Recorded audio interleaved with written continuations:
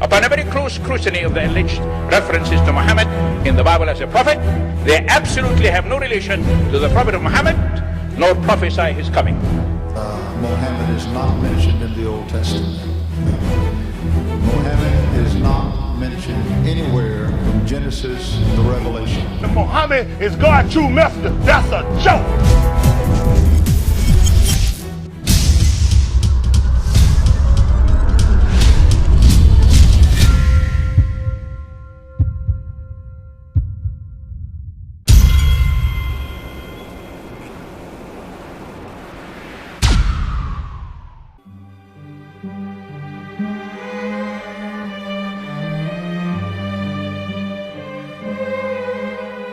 Lo, we inspire thee as we inspired Noah and the prophets after him, as we inspired Abraham and Ishmael and Isaac and Jacob and the tribes, and Jesus and Job and Jonah and Aaron and Solomon, and as we imparted unto David the Psalms.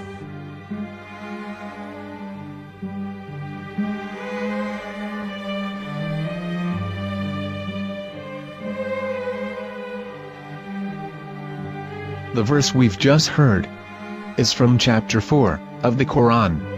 In the verse, God is affirming to humanity that Muhammad is indeed the recipient of a divine guidance, just as Noah, Abraham, and the rest of the prophets.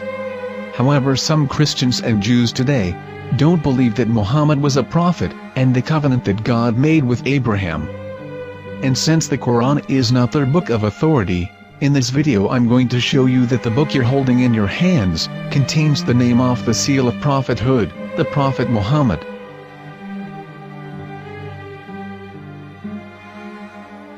As known, the Old Testament was preserved in the Hebrew language. In the 5th chapter of the Shir HaShirim, which is one of the 5 Megillat or sacred scrolls that are part of the Hebrew Bible, or for short the Song of Solomon, as Christians know it today. That chapter is discussing someone. Jews will say it is discussing Solomon, while Christians will say it is discussing Jesus. Considering this is the Songs of Solomon, it would seem logical that it is discussing Solomon. The verses, describing this mystery man, have the narrator's speech conjugated in the feminine, meaning it is a woman who is describing this man. So it is possible that it is one of Solomon's wives discussing her husband Solomon. However, Christians assert that Jesus is being discussed, and that the chapter is describing a man who was not yet alive at that point. A prophecy.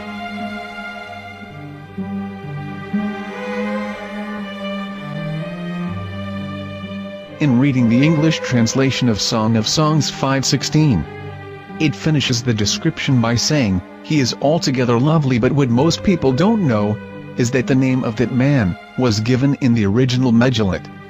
Here is verse 16, and how it is written in ancient Hebrew, before introducing the vowels, in the 8th century. From the Hebrew Bible, on scripturetext.com. Here is the word in question. This word is made of 4 letters. Mem, Het, Mem, Dalet. Now when reading the word as it is written in its original form, with no vowels, it can be read as Muhammad, which is the name of the Muslim prophet, or as Mamad with no A after the H. According to Ben Yehuda's Hebrew English Dictionary, it is correctly pronounced as Muhammad, not Mamad. So how we're going to know for sure if it's pronounced as Muhammad, the Muslim prophet, or as Mamad, a random Hebrew word? The only way is to give the verse to a rabbi and say to him, "Please read." Here is the Song of Songs 5:16, and how it is read by a rabbi from a Hebrew Jewish site. Please notice, the im in Hebrew is a plural of respect. חיכו ממתקים וכולו מחמדים, זה דודי וזה רעי בנות ירושלים. חיכו ממתקים וכולו מחמד מחמד מחמד מחמד מחמד מחמדים, זה דודי וזה רעי בנות ירושלים.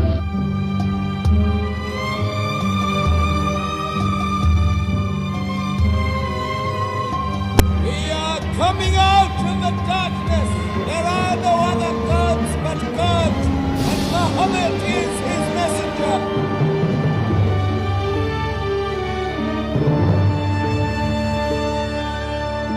Let the world hear. חיכו ממתקים וכולו מחמדים, זה דודי וזה רעי בנות ירושלים. חיכו ממתקים וכולו מחמד מחמד מחמד מחמד מחמד מחמדים, זה דודי וזה רעי בנות ירושלים.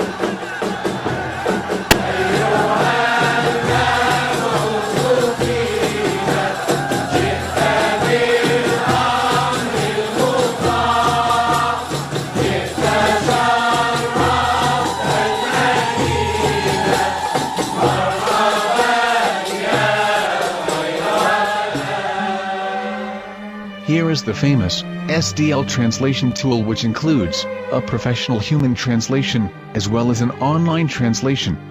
We're going to copy our Hebrew word of the Song of Songs directly from the Jewish site. It's the same site where you can hear the rabbi reading the verse in Hebrew. All links are in the description, so we're going to copy the word and paste it and ask, please translate.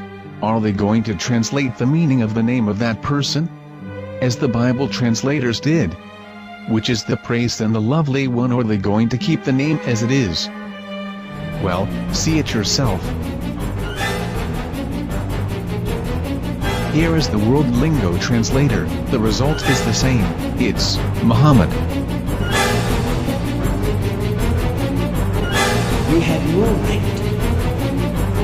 You have no right to translate names of people. Anybody. Your name should be retained.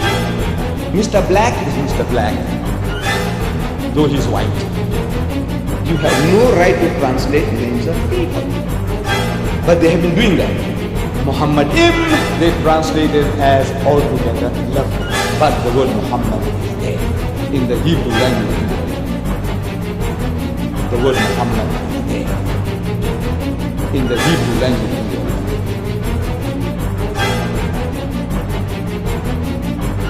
I will tell you a story from my own personal experience. Years ago, I used to spend every Sunday afternoon in a place called Speaker's Corner. And in my years down there, I got to know a Jewish rabbi. He was a very nice man. He used to listen to me, and he was always very polite and talked about Islam in a very nice way.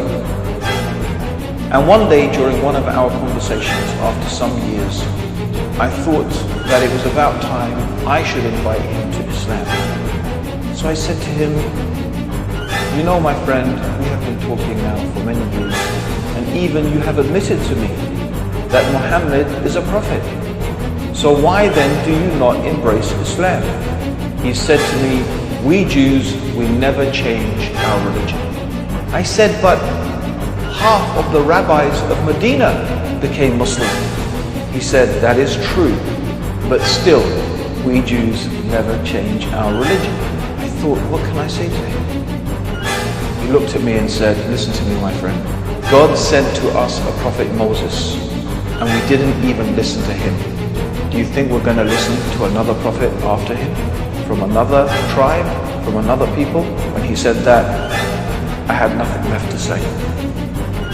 He knew that Muhammad was a prophet. In fact, another rabbi also came up to me and he said to me, we know Muhammad is a prophet, and he quoted to me a passage from the Bible